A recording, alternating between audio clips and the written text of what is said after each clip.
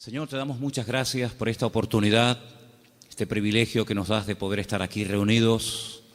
Te pido, Señor, que en esta tarde tú nos dirijas y que podamos, a la luz de tu bendita palabra, Señor, aprender cosas. Abre nuestros ojos para que veamos las maravillas de tu ley. Y gracias te damos porque tú eres nuestro maestro que nos guías y nos diriges a la verdad. Queremos en esta tarde aprender de ti, Señor. Quita todo obstáculo, cualquier impedimento, de la índole que sea, y que en esta tarde haya libertad para exponer tu palabra y para aprender de la misma. Gracias por todo, Señor, en el nombre de tu amado Hijo Jesús. Amén y amén. Vamos a estar leyendo en esta tarde una serie de textos y por eso le he pedido a Vanessa y a otras personas que nos ayuden. Pero vamos a abrir la Biblia primeramente nosotros en esta tarde por una carta que el apóstol Pablo le escribe a Tito. Sabéis que el apóstol Pablo tenía la costumbre de establecer la obra, abrir la iglesia, atenderla un tiempo y después poner al frente de esas obras a obreros que habían trabajado con él, que habían aprendido bajo su ministerio. Vemos cómo dejó en la ciudad de Éfeso a Timoteo, al cual le escribe 2 cartas, pero a este joven pastor llamado Tito, lo deja en la isla de Creta. Y en el capítulo 2 de Tito capítulo 2, versículos 1 y 2, leemos algo muy interesante. Pablo está hablando acerca de las características que tienen que tener los ancianos en las iglesias, también las mujeres mayores, los jóvenes, los que sirven a otras personas. Y en los primeros versículos encontramos algo que me ha llamado mucho la atención y de lo cual quiero hablar en esta tarde. Pero tú habla lo que está de acuerdo con la sana doctrina.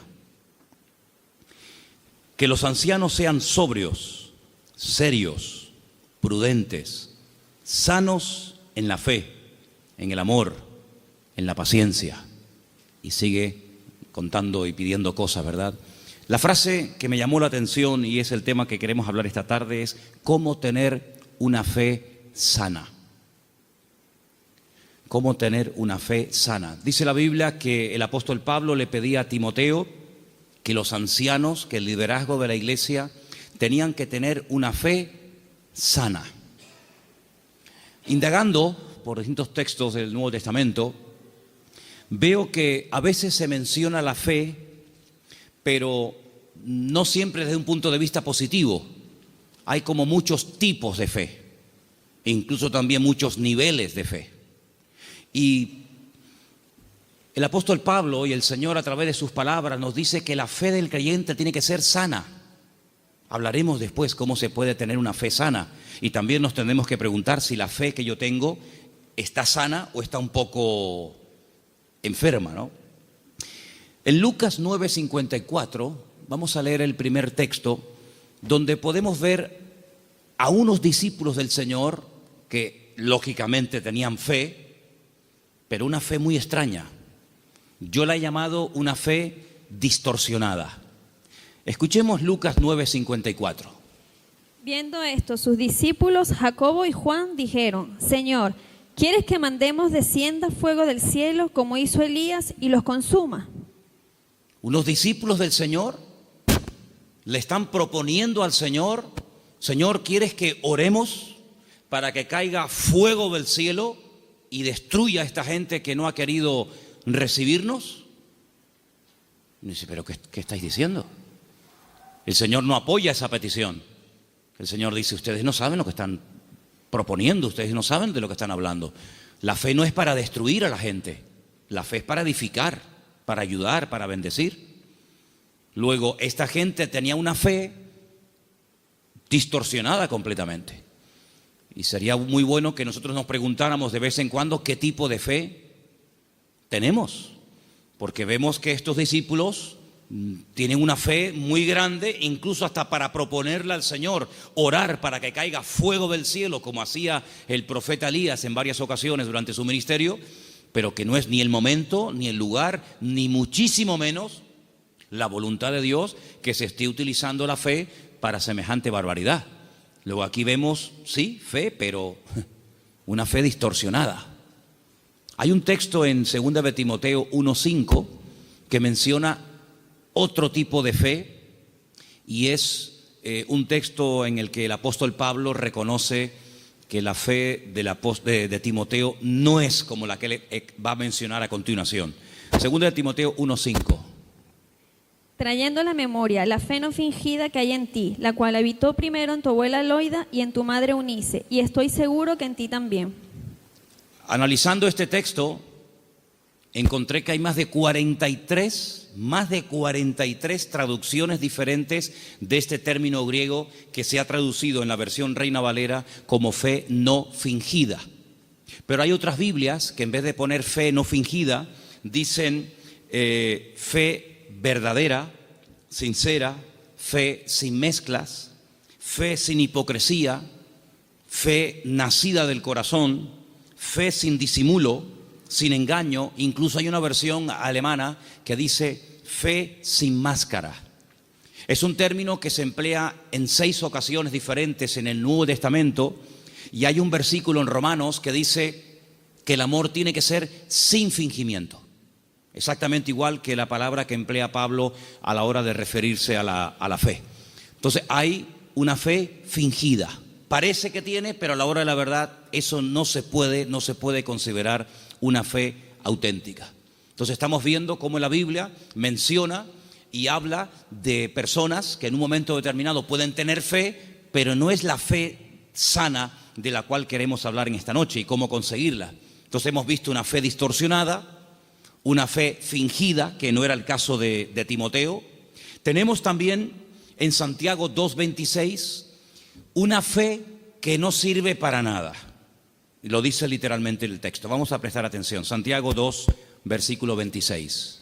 Porque como el cuerpo sin espíritu está muerto, así también la fe sin obras está muerta. Fe sin obras.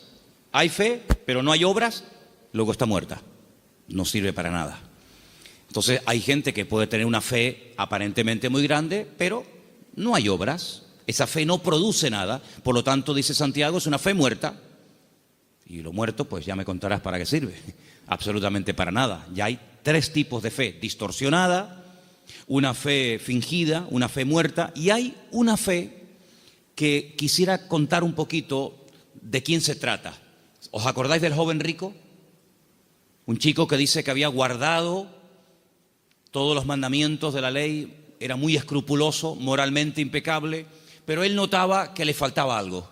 Y le pregunta al Señor: Señor, ¿qué tengo que hacer para heredar la vida eterna? Y el Señor le propone un estilo de vida diferente, le habla de que tiene que romper con ese espíritu de materialismo que lo domina, le habla de que tiene que guardar los mandamientos, y él dice: yo todo esto lo he guardado. Luego vemos que muchos escribas y fariseos, incluido en el joven rico, eran personas de fe, pero era una fe religiosa, mecánica. Hay que orar, oramos. Hay que leer, leemos. Hay que ayunar, ayunamos. Hay que congregarse, me congrego. Pero el Señor no quiere que actuemos como si fuéramos máquinas, hermanos. Que no seamos como robots, que hacen las cosas pero sin sentimiento, sin pasión, sin ganas, sin deseo. Las hacen, pero no hay vida en lo que hacen. Digamos que es una fe religiosa. Sin embargo, volvemos al texto de Tito capítulo 2, donde el apóstol Pablo dice que los creyentes tienen que tener una fe sana. Quédense con eso, una fe sana, que no está enferma, que no está distorsionada. No es una fe que llegamos incluso a tener fe en la fe, valga la redundancia. Conocen la película de la lámpara de Aladino, ¿no? Esa lamparita que la frotan, sale un genio, y el objetivo del genio es cumplir los deseos de aquel que tuvo la suerte de encontrar la lámpara de Aladino. La fe no es la lámpara de Aladino. No tenemos que tener fe en nuestra fe. Dice el Señor: tened fe en Dios. ¿Cuántos dicen amén? Antes de ver las características y cómo se puede tener una fe sana, quiero llevarles a Mateo capítulo 8, donde vais a ver cómo el Señor sabe perfectamente qué nivel y qué calidad de fe tenemos. En Mateo capítulo 8, a partir del versículo 5, se relata la historia de una visita de Jesús a un pueblo llamado Cafarnaún, que significa el pueblo de Naún. Y en el versículo 5 dice que Jesús entró en Capernaum y vino a él un centurión. Luego, no es un judío, es un gentil. Y este centurión, que era una especie de capitán, viene rogándole y le dice: Señor, mi criado está postrado en cama, paralítico, gravemente atormentado. No es un hombre insensible, no es un hombre arrogante como la mayoría de los romanos de la época. Es un hombre que viene pidiendo ayuda. Y viene pidiendo ayuda a un judío. Luego aquí hay un acto de humildad muy grande. Y le dijo el Señor: yo iré y le sanaré. Versículo 8. Respondiendo el centurión le dijo: Señor, no soy digno de que entre bajo mi techo. Solamente di solamente la palabra y mi criado sanará. Esto es tremendo. Porque también yo soy hombre bajo autoridad y tengo bajo mis órdenes soldados. Y le digo a este: ve y va. Y le digo a otro: ven y viene. Y a mi siervo: haz esto, y lo hace. Al oírlo Jesús se maravilló y dijo a los que le seguían: de cierto os digo que ni aún en Israel he hallado tanta fe. No he encontrado a nadie en el país que tenga tanta fe como este hombre. ¿Qué fue lo que le llamó la atención al Señor Jesucristo de este hombre? Primero, la humildad con la que vino a pedir. No vino exigiendo. No vino: oye, que soy un centurión romano y me tienes que obedecer. Sino vino con humildad. Vino, dice, que rogándole. Y no vino pidiendo algo para él, sino para otra persona. Luego aquí hay una compasión. Aquí hay un amor por alguien que está sufriendo, que no es precisamente él, sino es su criado. Luego hay una cosa muy interesante en la conversación. El Señor está dispuesto a ir a la casa de un gentil. El Señor está dispuesto a ir a la casa de este hombre. Sin embargo, este hombre dice: Señor, sinceramente yo no soy digno de tenerte bajo mi techo. Pero podemos solucionarlo de otra manera. Di solamente la palabra, da solamente la orden de que mi criado sea sanado, y no hace falta ni que te desplaces, no hace falta ni que vengas. Fíjate que el hombre le pone un ejemplo al Señor. Le dice: mira, yo soy un hombre de autoridad. Yo le digo a un soldado que venga y viene, lo digo a otro que vaya o haga esto y lo hace. Por lo tanto, lo que este hombre está diciendo es: yo reconozco tu autoridad. Yo reconozco que cuando tú ordenas algo en el mundo espiritual, se cumple. Por lo tanto, como hago yo en lo natural, hazlo tú en lo espiritual. Da la orden y automáticamente mi criado sanará. Él unió el poder de la palabra, la autoridad de la palabra del Señor, con una fe bien puesta y bien depositada con humildad en el Señor. Y claro, automáticamente recibió la respuesta. Entonces el Señor dice que en todo Israel no había encontrado a nadie que tuviera tanta fe, una fe tan grande, tan firme, tan madura como la de este hombre. Luego, por la forma como habló, por la forma como pidió y se comportó, el Señor se dio cuenta de que este hombre no tenía una fe normal y corriente, sino era una fe, amigo, de categoría. Sin embargo, en el mismo Evangelio según San Mateo, un poquito más adelante, en el capítulo 14, ahora las cosas cambian. Porque en el capítulo 14, a partir del versículo 22, dice la palabra del Señor lo siguiente: Jesús enseguida hizo a sus discípulos entrar en la barca e ir delante de él a la otra tierra, a la otra ribera, entre tanto que él despedía a la multitud. Despedida la multitud, subió al monte a orar aparte, y cuando llegó la noche estaba allí solo. Y ya la barca estaba en medio del mar, azotada por las olas, porque el viento era contrario. Más a la cuarta vigilia de la noche, como a las 3:30 de la madrugada, Jesús vino a ellos andando sobre el mar. Los discípulos, viéndole andar sobre el mar, se turbaron diciendo: un fantasma, y dieron voces de miedo. Pero enseguida Jesús les habló diciendo: tened ánimo, yo soy, no temáis. Entonces Pedro le respondió y le dijo: Señor, si tú eres, manda que yo vaya a ti sobre las aguas. Vamos a ver. Jesús le dijo: ven. Simplemente eso, ven. Él, descendiendo de la barca, andaba sobre las aguas para ir a Jesús. Pero, ay amigos, los peros. Al ver el fuerte viento tuvo miedo y, comenzando a hundirse, dio voces diciendo: Señor, sálvame. Al momento Jesús, extendiendo la mano, asió de él y le dijo: hombre de poca fe. poca fe. Capítulo 8 le dice al centurión, grande, grande es tu fe.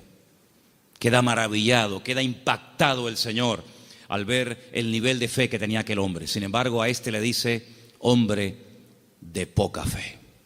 Hay otro pasaje muy interesante en los evangelios, ustedes lo conocen perfectamente, donde Jesús está predicando en una casa. Dice la Biblia que fuera hay unos amigos de un paralítico que no pueden entrar. Conocen la historia, ¿verdad?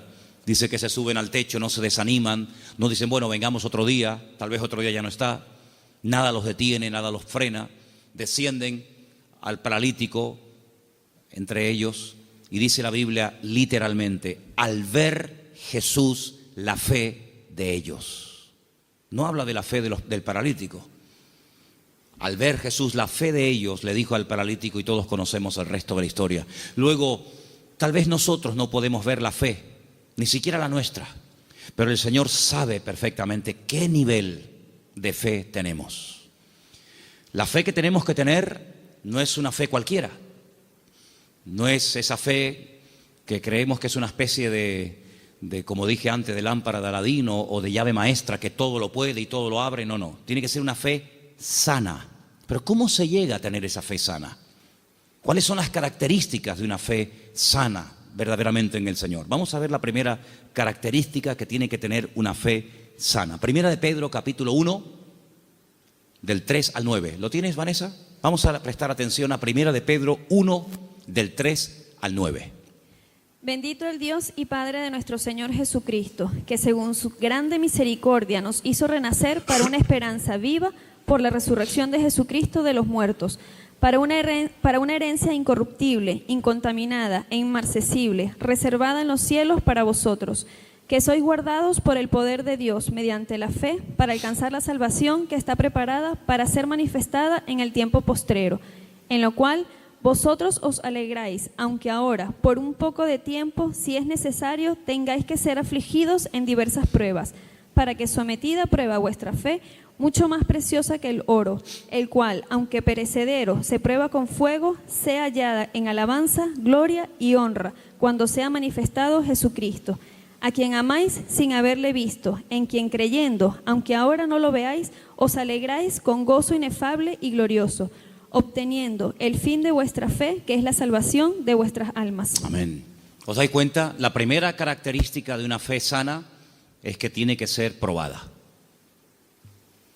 Si no quieres tener una fe probada, jamás sabrás qué tipo de fe tú tienes. Mientras no hay problemas, no se sabe si verdaderamente tú eres una persona madura o inmadura. No se sabe. Es como cuando antiguamente te entregaban la cartilla cuando terminabas de hacer el servicio militar y te ponían comportamiento, bueno, malo, excelente, regular, lo que fuera, disposición a la hora de actuar o en fin, las distintas, digamos, no materias, sino las distintas características que se pretendía o se suponía que había en un soldado. Generalmente, a menos que fuera tiempo de guerra, el apartado del valor se dejaba en blanco, porque no hubo ocasión de mostrar el valor. La obediencia sí, la fidelidad, la puntualidad, digamos la uniformidad, pero el valor era una casilla que se dejaba en blanco. Ahora, si hay una guerra, si te tienes que jugar la vida, si tienes que salir a campo abierto, entonces se sabe si ese soldado tenía o no tenía valor. Con la fe es exactamente igual. Si no hay pruebas, pues sí, tengo fe. Pero amigo, y cuando llegaron las pruebas, ¿cómo reaccionó usted ante el primer problema que le vino después de conocer al Señor? Porque nosotros reaccionamos de una manera antes de conocer al Señor que no puede ser la misma después de conocer al Señor. ¿Cómo, por ejemplo, reaccionó Job? Job no era judío, Job era un gentil, pero tenía tan clara su confianza y su fe en el Señor que después de las pruebas aún estaba mejor que antes de las pruebas. Antes de las pruebas era un hombre rico. La vida le sonrió, tenía hijos, matrimonio que funcionaba perfectamente, aparentemente, tierras, criados, prestigio, casas, un patrimonio increíble y no había ningún problema. El Señor permitió, porque todo lo permite el Señor, que las cosas comenzaran a ir de diferente manera. Perdió en una semana a todos los hijos, no a uno, a todos, los varones y las hembras. Perdió todos los animales. Eso era una tragedia en aquel tiempo. Las cosechas se le pudrieron. La mujer se le volvió en su contra. Él cayó enfermo. Las casas se le derrumbaron. Los amigos, ni te cuento. Si uno dice, bueno, pero ¿dónde está Dios en todo esto? Nunca estuvo Dios más cerca de Job que cuando era probado. Cuando más cerca Dios estuvo de Job y cuando más cerca Job estuvo del Señor fue en el tiempo de la prueba. En ningún momento se quejó. Argumentó, habló con el Señor, todo lo que tú quieras, pero en ningún momento claudicó y dijo, no merece la pena, no sirve de nada llevar una vida íntegra, llevar una vida de santidad, porque al fin y al cabo, mira, estoy pasando lo peor que los que no creen en ti, Señor. Al final, cuando termina todo aquel ciclo de pruebas tremendas, que no sabemos exactamente cuánto tiempo duró, Él dice cosas tremendas. Él dice, yo de oídas te había oído, pero ahora mis ojos te ven. Ahora es cuando yo verdaderamente he conocido qué tipo de Dios, qué naturaleza es la de mi Dios. Ahora he experimentado la fidelidad de Dios. Ahora he experimentado la sanidad del Señor. Ahora he experimentado el consuelo del Señor. Y por eso, claro, Él dice esa famosa leyenda, esa famosa frase, aunque Dios me mate, lo voy a seguir adorando, porque yo sé que mi Redentor está vivo. Entonces las pruebas no lo destruyeron, al contrario, lo fortalecieron de tal manera que al final Él tiene que orar por los demás y nadie por Él, porque solamente venían a cuestionarle, a criticarle, a poner el dedo en la llaga y bueno, a decir todo tipo de barbaridades. Por lo tanto, la fe sana, la fe verdadera, tarde o temprano, ha de ser probada. Y dice la Biblia que la actitud que tenemos que tener ante las pruebas es de gozo. Es encima, ¿sí? Encima. Tener por sumo gozo cuando os halléis en diversas pruebas, sabiendo que la prueba de vuestra fe produce paciencia. Porque una fe, para que sea sana, tiene que tener un ingrediente indispensable y es paciencia. La fe sin paciencia puede convertirse en temeridad. Y tú dices, pero la fe tiene que ir acompañada de paciencia. Hombre, claro, si no se termina convirtiendo en desesperación. No entiendo nada. Oro, pido con fe y no recibo. ¿Pero cómo es esto? Entonces, si no va acompañada del ingrediente de la paciencia, al final terminas desesperándote porque crees que no tienes fe, que has cometido un pecado, que te han hecho algo malo, etcétera, etcétera, y comenzamos a decir tonterías, y toda tontería, toda queja, todo lamento que salga de nuestros labios lo que hace es que va deteriorando, enfermando, debilitando cada vez más la fe. Y en vez de ser una fe sana, es una fe pero enferma. Entonces vemos que la característica de una fe sana es que ha sido probada por el fuego. Es interesante notar que hay un momento en el que el Señor le dice a Pedro, Pedro, Satanás ha venido para pedirme permiso porque os quiere zarandear como al trigo. Eso es una revelación de parte del Señor, porque en ningún momento encontramos en los evangelios a Satanás hablando con Cristo pidiéndole semejante cosa. Eso es una revelación que el Señor contó. En esas cosas que le ocurrían a nivel personal al Señor, dice, Él os va a zarandear como el trigo, pero yo ya he rogado previamente por ustedes para que vuestra fe no falle. Y una vez que seáis confirmados, vete y confirma a tus hermanos. En otras palabras, el Señor no descarta en ningún momento que un creyente en algún momento determinado de la vida pueda ser sacudido o pueda ser zarandeado, es decir, probado.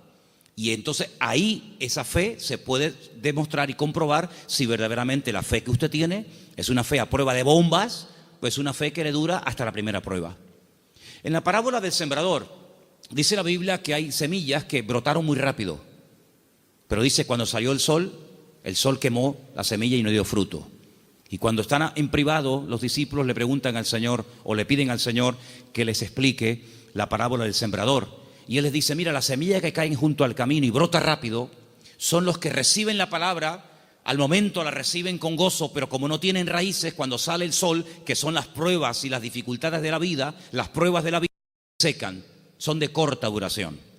Entonces la prueba lo que hace es que fortalece nuestra fe, para que nuestra fe pueda estar preparada para la siguiente prueba y así de esa manera tener una fe robusta y madura que ha soportado las pruebas. Es como cuando se construye un puente, se hace una prueba de carga.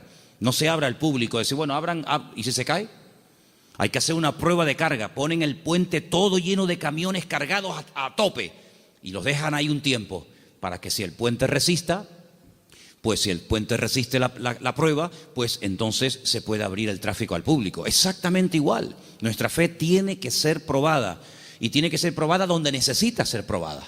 A lo mejor en lo económico, a lo mejor en lo familiar, a lo mejor en lo físico, no sé, pero el Señor sabe dónde tiene que apretar, porque todas las pruebas siempre son para nuestro progreso, para nuestro crecimiento y para fortalecer nuestra fe. ¿Cuántos dicen amén? La segunda característica de una fe auténtica, de una fe sana, la encontramos en una carta que Pablo le escribe a los hermanos de Tesalónica. Primera de Tesalonicenses 1. Del 2 al 10. Es una lectura un poquitín larga, pero por favor presten atención. ¿La tienes tú, Patricia? Adelante.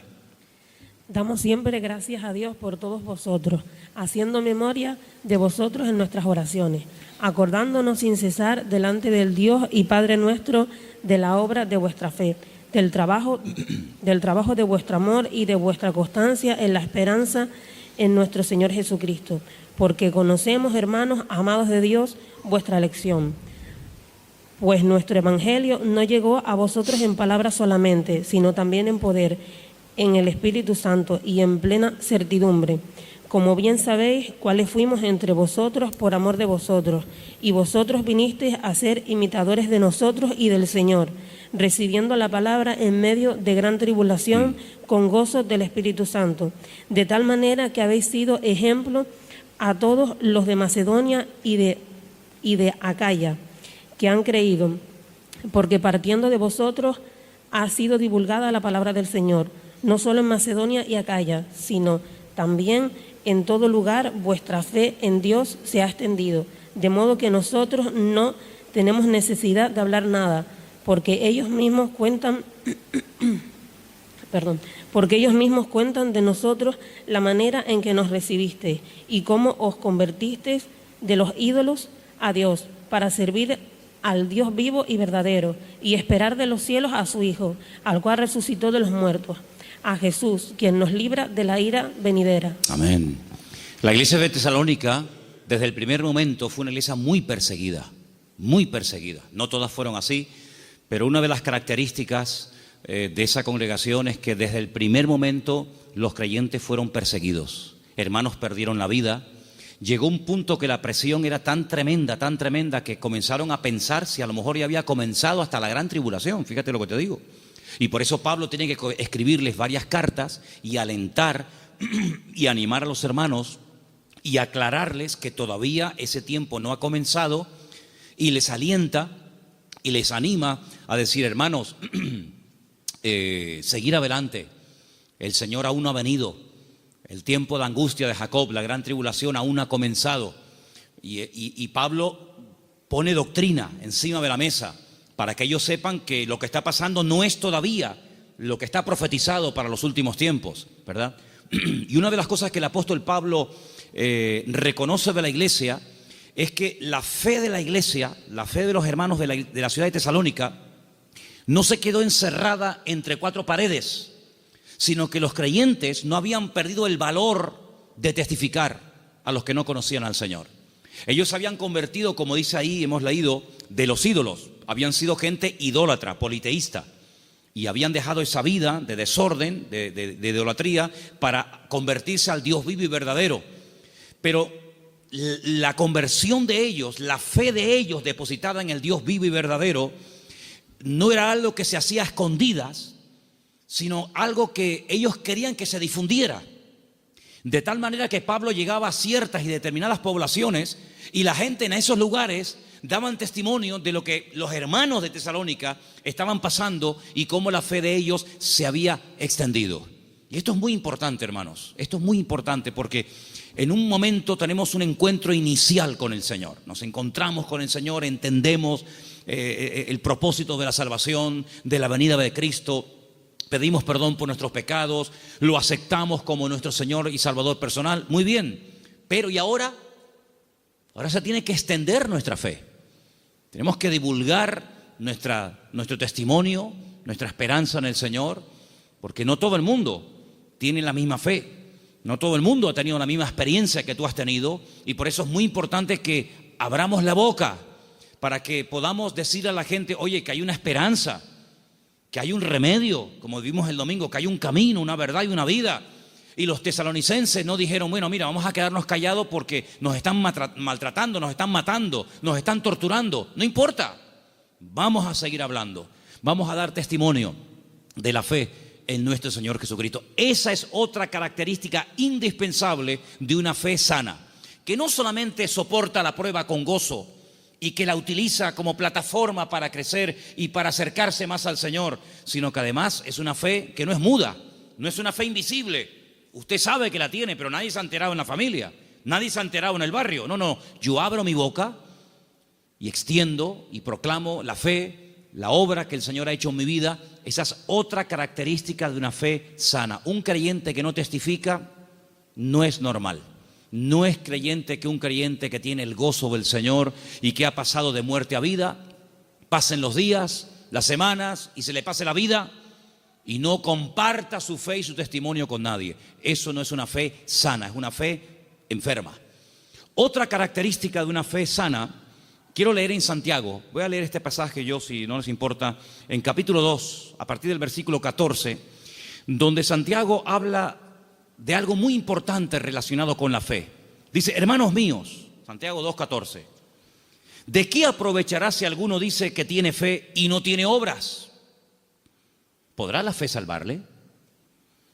Si un hermano o una hermana están desnudos y tienen necesidad del alimento de cada día, y alguno de vosotros les dice, id en paz, calentaos y saciaos, pero no les dais las cosas que son necesarias para el cuerpo, ¿de qué aprovecha?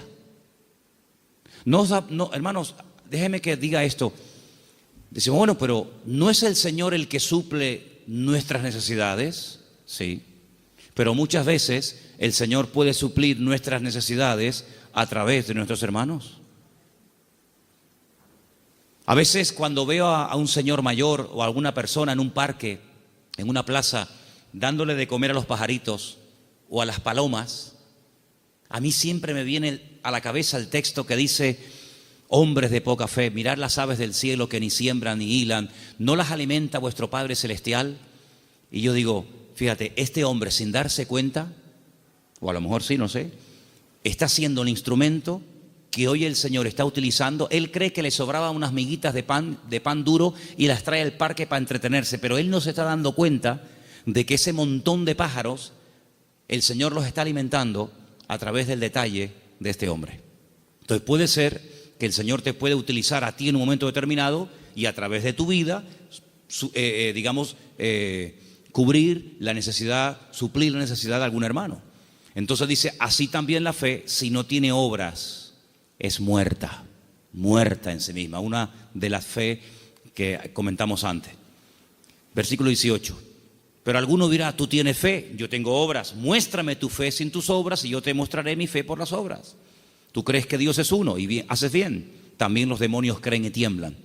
Mas ¿quieres saber esto, hombre vano, que la fe sin obras es muerta? ¿No fue justificado por las obras nuestro padre Abraham cuando ofreció su hijo Isaac sobre el altar?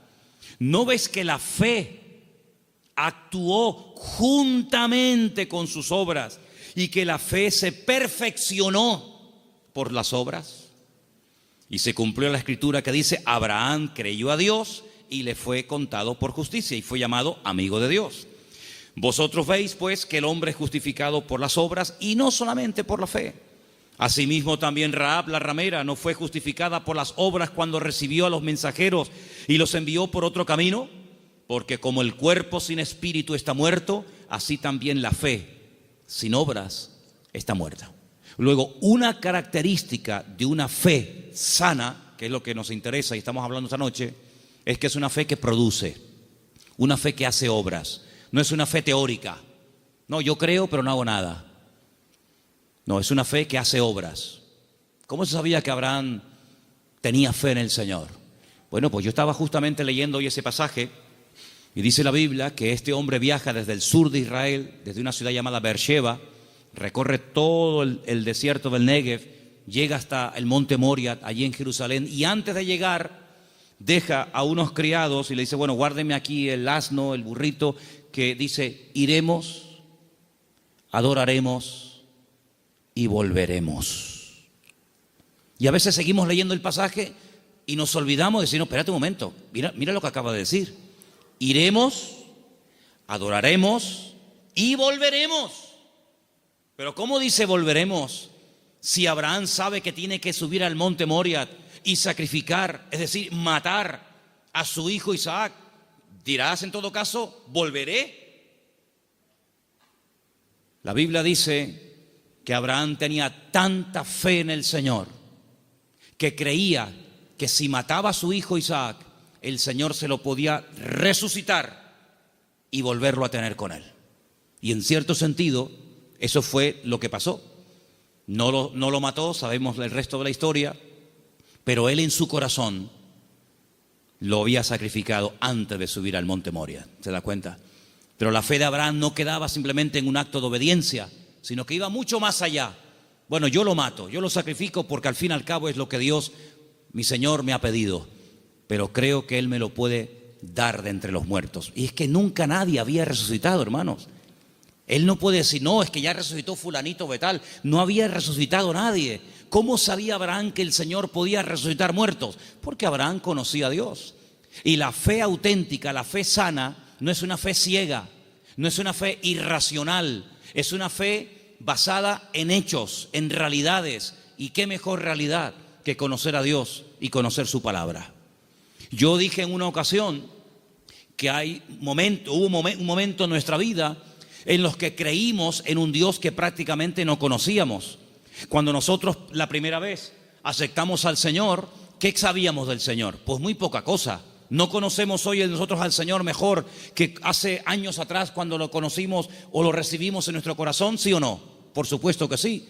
En aquel momento fue un acto de fe. Yo necesité fe, créame, yo particularmente, yo no sé usted, pero yo necesité mucha fe porque yo no creía en Dios. No creía en Dios, sencillamente. Para mí no existía. Y yo necesité que Dios me diera fe para poder creer en Él. Pero créanme, hermanos, y lo digo con toda sinceridad, yo hoy en día no necesito fe para creer en Dios. Yo es que sé que Dios existe.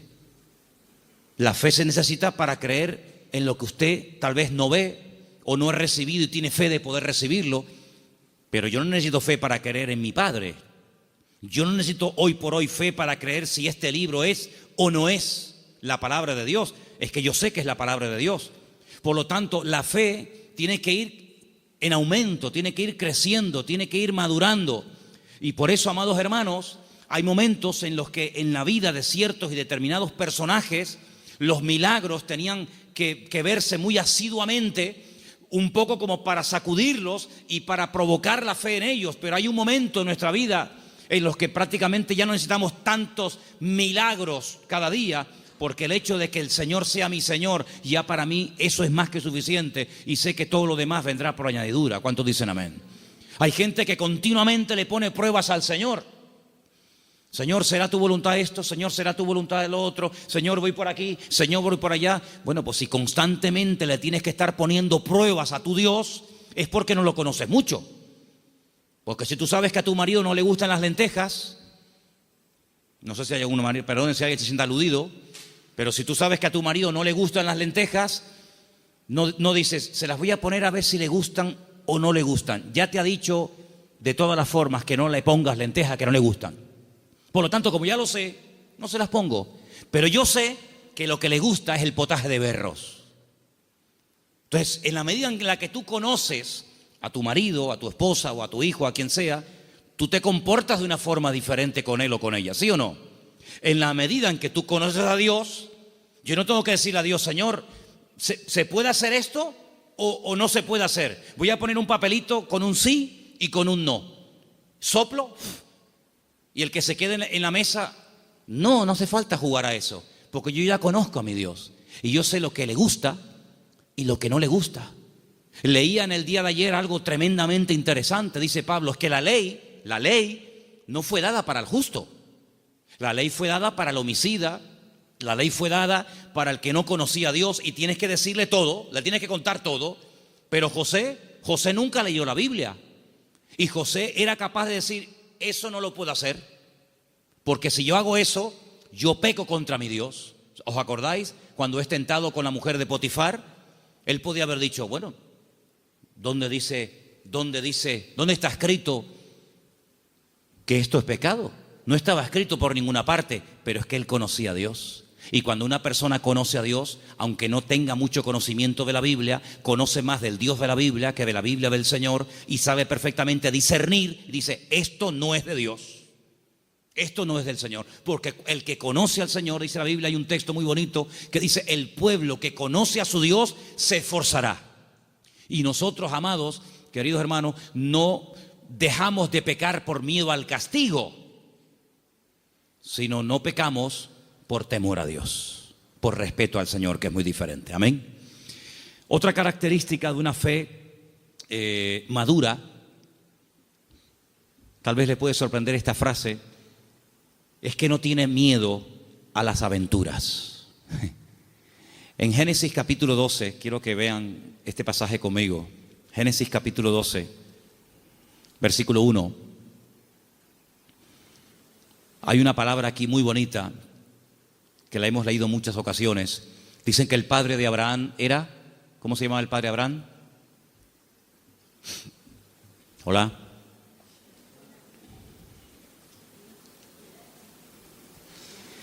El padre de Abraham se llamaba Taré. Y cuenta la leyenda que el padre de Abraham, Taré, podía ser una persona muy importante en el ejército de Nimrod. ¿Y quién era Nimrod? Uno de los peores personajes de la historia. Terrible, terrible. El primer hombre poderoso de la tierra. Un tipo de anticristo, para que me entendáis. Un hombre idólatra, un hombre tremendo. Y hay muchas leyendas y muchas historias, no solamente en el pueblo de Israel, sino en el mundo árabe y en otras culturas que hablan mucho de Abraham, porque Abraham es el personaje que le cae bien a todo el mundo. Le cae bien a los árabes, le cae bien a los cristianos, le cae bien a los judíos. Es un personaje que todo el mundo lo quiere. Es el padre de todos. Y hay una leyenda que dicen que un día el padre de Abraham, que era vendedor también de ídolos, se fue y dejó a Abraham al cargo de su tienda de imágenes. Y Abraham rompió todos los ídolos de su padre menos uno. Y cuando el padre viene, le pregunta al hijo, hijo, ¿pero qué has hecho? Me has roto todos los ídolos, todas las imágenes. Y le dice, no, lo que pasa es que vino una señora con un plato de comida para ofrecer una ofrenda a los ídolos y como este ídolo, que es el más poderoso que tú tienes, no quería compartir la comida con los demás, los destruyó a todos y se comió la comida a él. Y le dice el padre, pero hijo, ¿qué cuento me estás contando? Si son ídolos de piedra, son incapaces de hacer esto. Y Abraham le dice, pues papá, si tú mismo has reconocido que son ídolos de piedra que no puedan hacer esto, ¿por qué los adoras? Es una leyenda que cuentan los árabes, ¿no? Hablando acerca de la fe de Abraham. Pues este hombre, cuando vivía en aquella tierra, versículo 1, Génesis 12:1, dice, el Señor le había dicho, fíjate el tiempo del verbo, no está llamando el Señor ahí a Abraham, dice, ya le había dicho. Es como, oye, que ya te he dicho, ya te lo dije el otro día, te lo estoy recordando. Ya el Señor le había dicho a Abraham. ¿Qué le había dicho? Vete de tu tierra, de tu familia o parentela, de la casa de tu padre, a la tierra que yo te mostraré. Fíjate que el primer verbo está en pasado y el último está en futuro. Ya le había dicho el Señor, a la tierra que yo te mostraré. ¿A dónde voy? No lo sé, yo te lo mostraré, ya te lo diré. Pero hay una promesa, entre el cumplimiento de la promesa y la obediencia, hay una palabra muy interesante, dice, yo haré de ti una nación grande, te bendeciré, te engrandeceré serás bendición, bendeciré a los que te bendigan y a los que te maldijeren, maldeciré, serán benditas en ti todas las familias de la tierra. Y se fue Abraham como el Señor lo había dicho. Entonces vemos que este hombre, en base a una promesa, en base a una orden de parte del Señor, él emprende una aventura. Y por eso este punto que he dicho, que para tener una fe sana, uno tiene que estar dispuesto a correr aventuras con el Señor. No podemos tener todo bajo control. Hay creyentes que todo lo quieren tener bajo control. Y eso es totalmente imposible. Quiero tener bajo control las facturas, lo que tengo que pagar, lo que tengo que hacer, lo que tengo que decir. Tengo que tener... Hermano, en la vida de un creyente verdadero, tienes que dejar una puerta abierta a la vida de fe, a una vida de aventura. Esto no tiene ni pies ni cabeza, diría un padre a un hijo. Pero hijo, ¿a dónde va? Es que no lo sé, padre. Pero, ¿qué sentido tiene esto? Yo leía hoy una frase en un libro que la tengo por aquí apuntada y me llamó mucho la atención y la quiero compartir con ustedes. Y la frase que leía dice: lo que nosotros llamamos seguridad muchas veces no es más que un freno para una vida de fe. Esto me impactó muchísimo, ¿eh? No, es que hay que tener una seguridad en la vida, tú. Ya, oye, ya no tengo 20 años, ya tengo una edad y uno ya tiene que ir pensando las cosas. Me parece muy bien. Pero cuando vamos a la palabra de Dios, nos encontramos que a veces Dios llama a gente ya con 80 años. Y tú dices, ¿pero dónde va este hombre con 80 años? Pues tú no ves que cuando tú eras joven lo intentaste y fue un fracaso lo que hiciste, que incluso hasta terminaste matando a una persona. Y el Señor llama a un hombre que en el pasado ha fracasado y se ha refugiado como un prófugo en el desierto, cuidando ovejas que no son ni de él. Y ahora tengo que volver atrás. ¿A qué? A hacer la voluntad de Dios. Pero en esta ocasión no como tú la quisiste hacer en tu yo, en tu ego, sino hacerla en mi nombre. Y lo manda a Moisés, a Egipto, con 80 años. Y Abraham le da unas promesas increíbles con una edad que uno dice, ¿y por qué no le dio estas promesas cuando tenía 18, 20 o 30 años? ¿Por qué esperó tanto el Señor en sorprender y en usar a este hombre? Hermanos, nosotros no somos los que ponemos los tiempos los pone el Señor. Por eso les dije antes que un ingrediente indispensable de una fe sana es la paciencia. Una fe que no va acompañada de paciencia te puede crear problemas a ti personalmente. Porque cuando tú pides y cuando tú oras y no recibes, la Biblia dice que si pedimos y no recibimos, se puede convertir en un tormento al alma, en un tormento al corazón. Y por eso el que tú pidas no significa que inmediatamente tus órdenes se tienen que cumplir. Vuelvo a repetir el ejemplo de antes. La fe no es la lámpara de Aladino. Encomendamos al Señor nuestra vida, nuestras situaciones, confía en Él y Él hará, decía el Salmo 37, ¿os acordáis?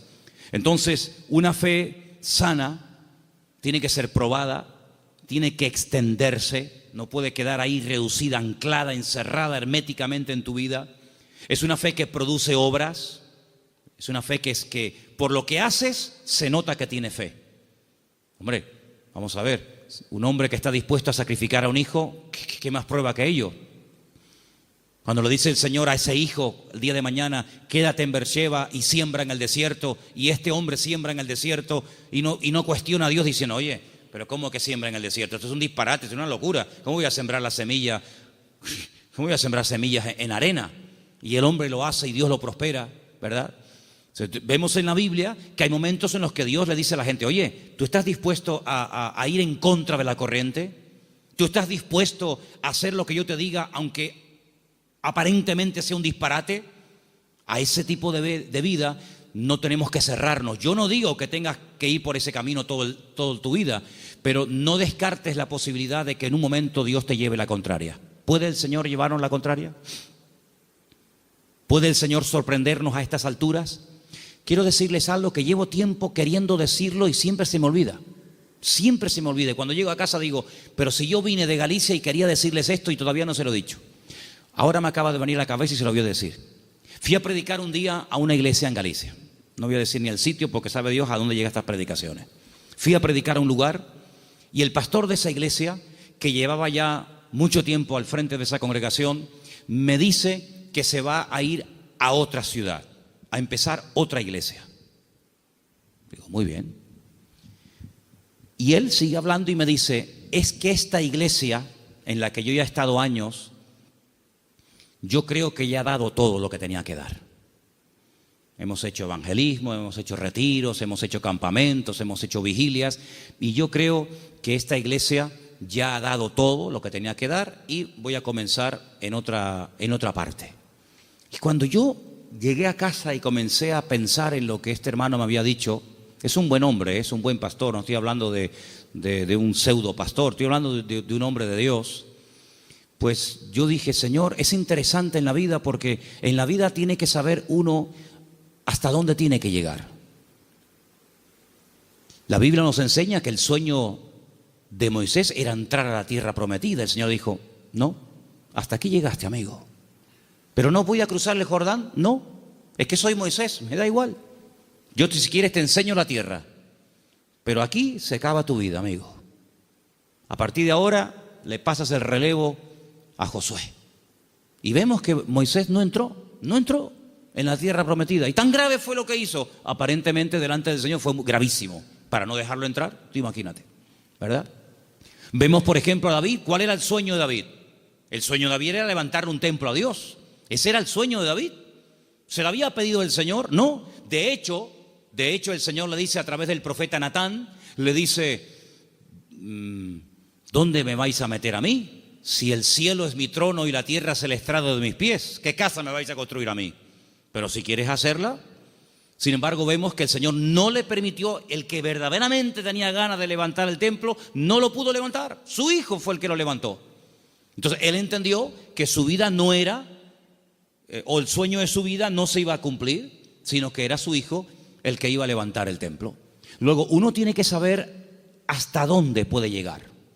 Porque, hermanos, seamos sinceros, si analizamos, por ejemplo, la vida de José, un hombre de fe, un hombre obediente, vemos que sí, él había recibido una revelación cuando era jovencito de lo que sería su vida. Pero si aquellos sueños que él tuvo de pequeño no le ayudaba, en cierto sentido, el faraón a poder cumplirlos, pues se pudriría en la cárcel. Luego, otra persona tuvo que soñar para que sus sueños personales, la revelación de parte del Señor a él, se pudiera hacer realidad. Por lo tanto, es muy importante como congregación, como familia, como matrimonio, como hijo, como pastor, como creyente, saber hasta dónde tengo que llegar con el Señor. De hecho, para mí hay dos preposiciones que aparecen en la Biblia que tenemos que tenerlas presentes siempre en nuestra vida de fe. Desde, hasta. Son dos preposiciones importantísimas en la vida de un creyente que quiere tener una fe sana. Desde, hasta. ¿A qué me refiero? Josué capítulo 1 dice, la tierra te la he entregado. Nadie te podrá hacer frente en todos los días de tu vida. Desde, hasta, esa es la tierra en la que te puedes mover. No te salgas de ese marco, no te salgas de ese terreno, porque no te la daré. De hecho, ha habido momentos en la historia en los que Israel ha conquistado terreno que tiempo más tarde ha tenido que devolver, porque no entraba dentro del desde hasta, ¿verdad? Cuando en una de las guerras conquistó la famosa península del Sinaí, la península del Sinaí no entraba dentro de las promesas del Señor y la tuvo que devolver, ¿verdad? Y sabemos que la península del Sinaí no pertenece a Israel. Por lo tanto, como creyentes tenemos que saber cuáles son nuestras limitaciones, qué tipo de fe tenemos, y con ese tipo de fe trabajar y movernos en el Señor. Porque dice la Biblia que no a todos se nos ha dado la misma fe, ni los mismos dones, ni el mismo conocimiento, ni los mismos talentos. Por lo tanto, cada uno tiene que, dice, examinarse a sí mismo y decir, bueno, a mí el Señor no me ha llamado a predicar, pero así a mí el Señor sí me ha llamado a servir o a colaborar. Tal vez el Señor a mí no me ha llamado al ministerio musical, pero me ha llamado o me ha capacitado o me estoy preparando para el ministerio de enseñanza o para el ministerio, digamos, para otras culturas. Cada uno de nosotros tiene que examinar su fe y ver a sí mismo qué estás haciendo con el nivel de fe que tú tienes. Hay una característica que yo quisiera que leamos algunos versículos. No sé si lo tienen ustedes ahí, Patricia. Hebreos 11, ¿sí? Del 8 al 10. Porque antes dije algo que quiero que te lleves esta tarde grabado en tu corazón. Incluye la paciencia en tus oraciones. Incluye la paciencia en tu fe. Si no incluyes la fe, la paciencia en la fe que tienes, lo puedes pasar mal, porque va a haber un momento en el que te vas a pelear con Dios, te puedes desanimar, porque dices, Señor, estoy orando con fe, Estoy orando conforme a tu voluntad y no veo resultados, pero es que la fe tiene que ir acompañada de la paciencia. Vamos a leer 2 textos y con ellos terminamos. Hebreos 11, del 8 al 10, por favor. Por la fe, Abraham, siendo llamado, obedeció para salir al lugar que había de recibir como herencia, y salió sin saber a dónde iba. Por la fe, habitó como extranjero en la tierra prometida, como en tierra ajena, morando en tiendas con Isaac y Jacob, coherederos de la misma promesa, porque esperaba la ciudad que tiene fundamentos, cuyo arquitecto y constructor es Dios. Esperaba en esa búsqueda, esperaba la ciudad cuyo arquitecto y fundador es Dios. Ahí el verbo está en un imperfecto progresivo. Es decir, espero, pero no de brazos cruzados, a ver qué pasa. No, espero y me muevo en esa espera. ¿Me explico? Me muevo en fe. Aún no he recibido lo prometido. ¿Estará aquí la ciudad cuyo arquitecto y fundador es Dios? ¿Está aquí? ¿No? Vámonos para allá. Y se iba a otro lugar, acampaba.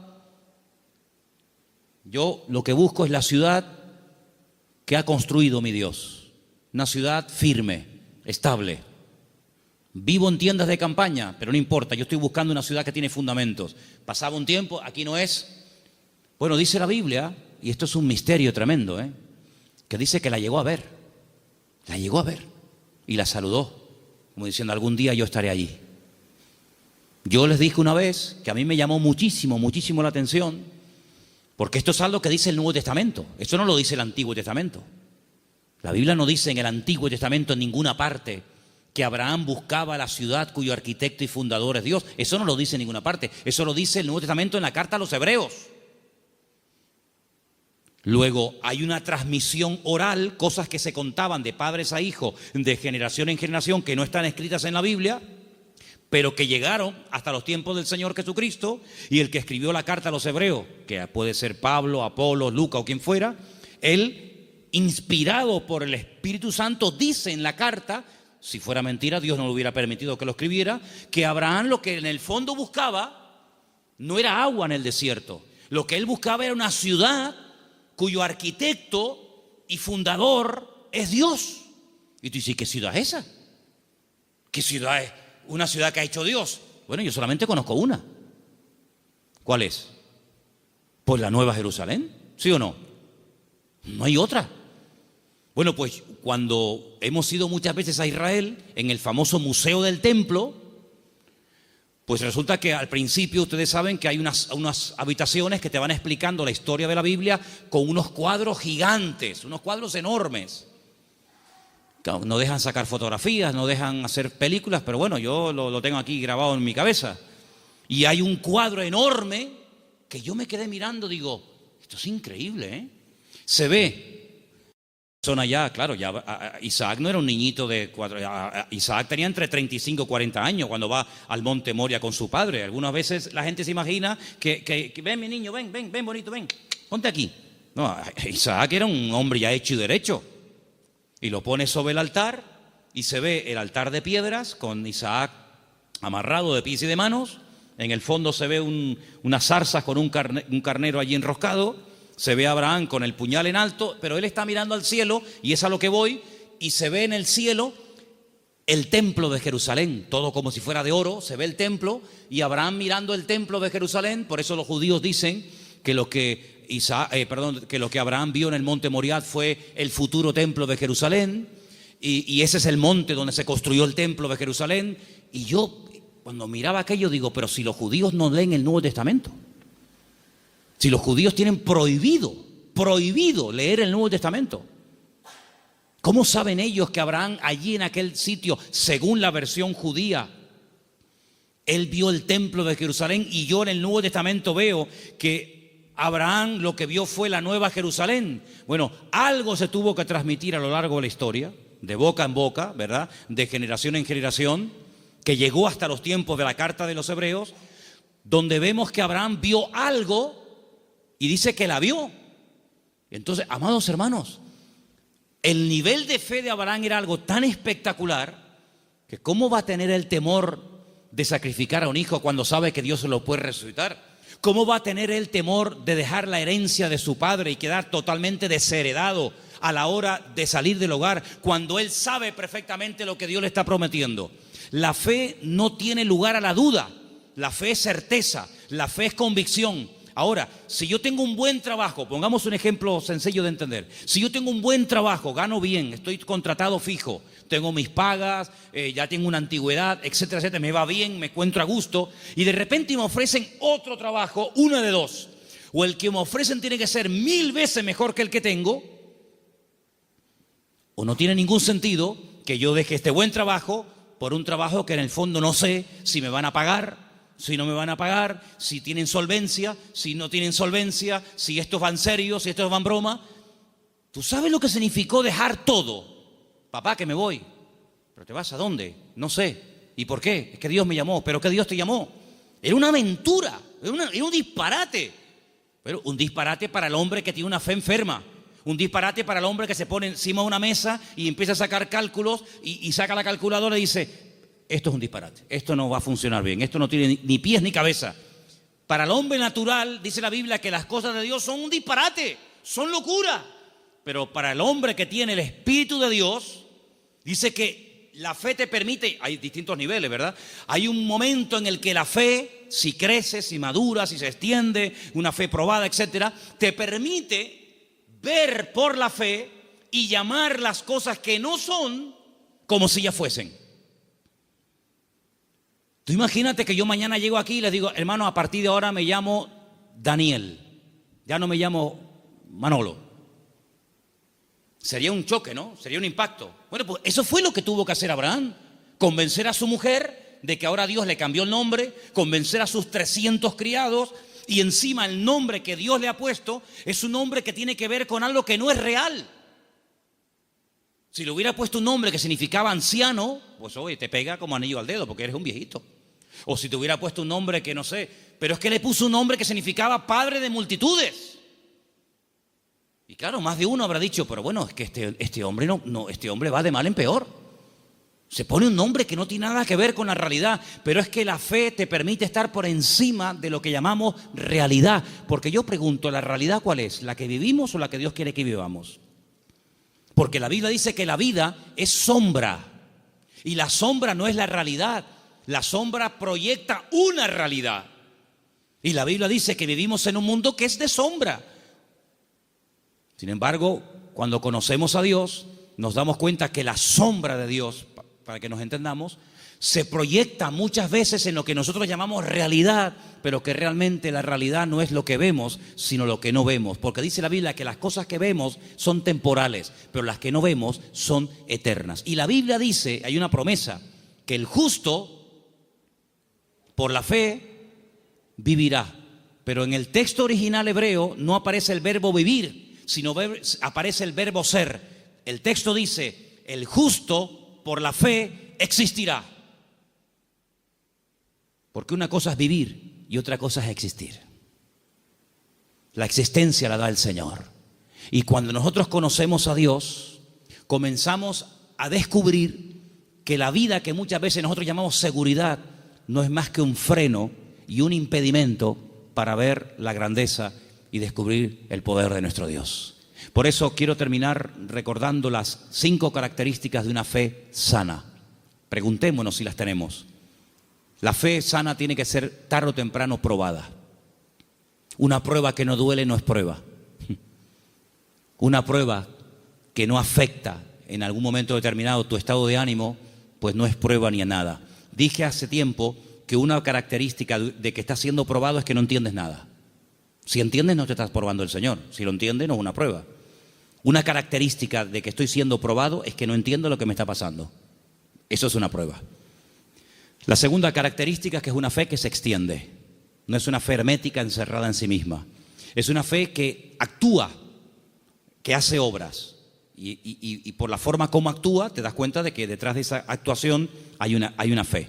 Hay una frase que leí esta semana, que también la tengo apuntada aquí, que dice: todo esfuerzo realizado siempre obtiene resultados. Es buenísima, no me digan, ¿eh?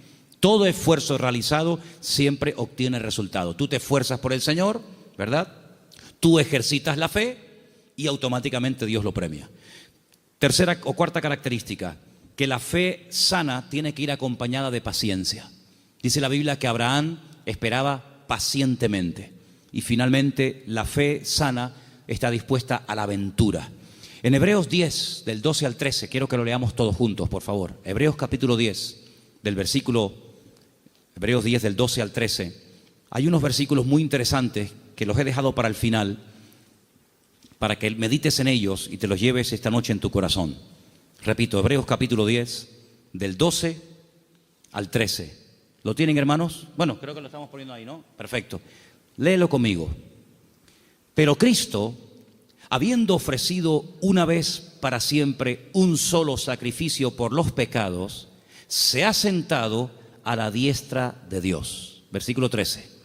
De ahí en adelante, esperando hasta que sus enemigos sean puestos por estrado de sus pies.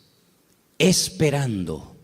Es la misma palabra que aparece cuando dice que Abraham esperaba la ciudad cuyo arquitecto y fundador es Dios. Ahora fíjate esto. Cristo muere, cumple todo lo que tiene que cumplir, derrama su sangre, resucita al tercer día, asciende a la gloria, se sienta a la diestra de Dios Padre, y yo pregunto, ¿y ahora qué? Lo hemos leído esta noche. Él está esperando que todos y cada uno de sus enemigos sean sometidos y puestos bajo la planta de sus pies.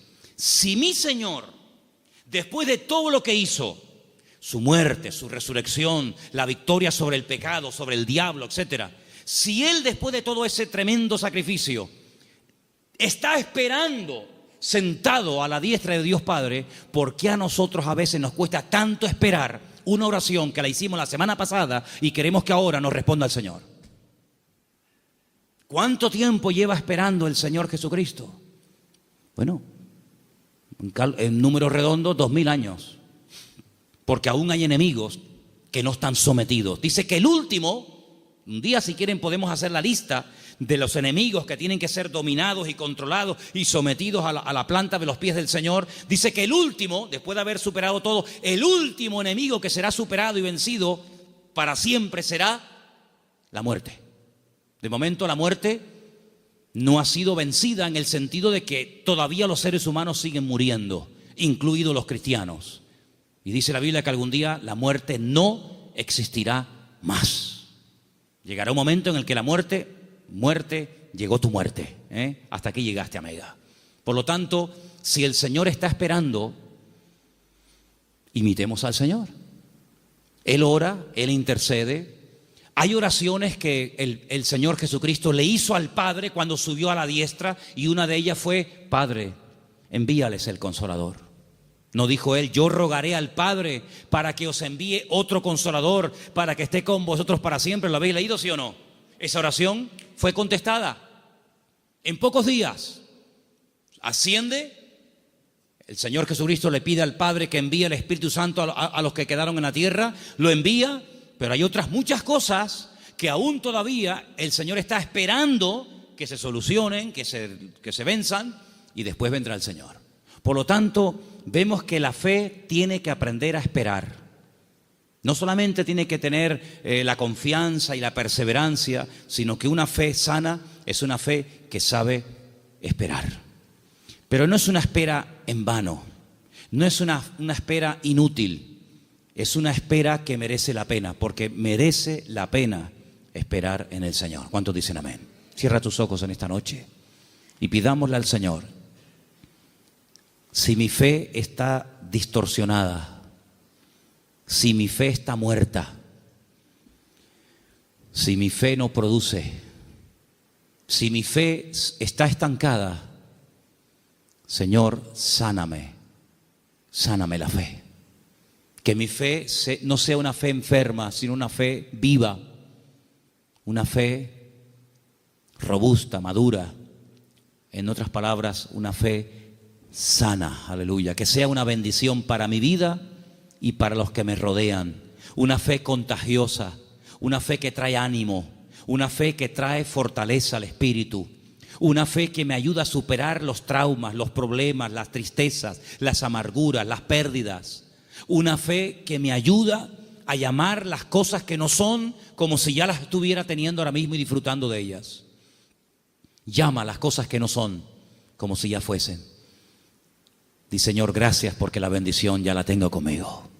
Gracias, Señor, porque el gozo, la paz, la sanidad, ese trabajo, ese hijo, esa situación la veo resuelta. Pero la fe tiene que aprender a esperar. Como tú estás esperando a la diestra del Padre, yo quiero esperar pacientemente, esperé en el Señor. Y te pedimos en esta noche, Señor, que esta fe, que es la meta de todos y cada uno de los creyentes, de tus hijos, sea una realidad en nuestra vida. Ayúdanos a trabajar esta fe que tú un día depositaste en nuestros corazones, que el mundo no la apague, que las circunstancias de la vida no la debiliten ni la enfermen, sino que la fe nos permita estar firmes, porque tu palabra dice que nuestra fe ha vencido al mundo. Aleluya. Señor, si nuestra fe en algún momento no ha estado como tenía que estar, si no estamos verdaderamente echando mano y utilizando esta fe, te pedimos que tú nos sacudas y nos despiertes para que esta fe, Señor, verdaderamente sea una fe poderosa, una fe que obtenga lo imposible y una fe que me permita vivir en victoria y bendecido todos los días de mi vida hasta que tú regreses, Señor. Gracias te doy, Señor, por este don, por este regalo maravilloso que tú has puesto en mi vida. Bendecimos y glorificamos tu nombre en esta noche, en el nombre bendito de Jesús. Amén y amén.